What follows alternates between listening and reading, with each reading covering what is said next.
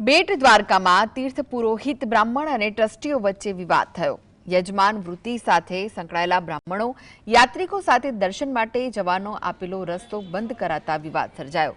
યાત્રિકોની દક્ષિણા પર જીવન નિર્વાહ ચલાવતા બ્રાહ્મણો માટેનો રસ્તો બંધ કરાતા વિવાદ સર્જાયો। તીર્થ પુરોહિત બ્રાહ્મણોએ કાળી પટ્ટી બાંધી વિરોધ નોંધાવ્યો। તીર્થ પુરોહિત બ્રાહ્મણોના હકને છીનવી લેવાના પ્રયાસને તીર્થ પુરોહિત બ્રાહ્મણોએ એકી સૂરમાં વખોડી વિરોધ નોંધાવ્યો છે। આગામી સમયમાં તીર્થ પુરોહિતો આક્રમક લડત આપવાના મૂડમાં છે।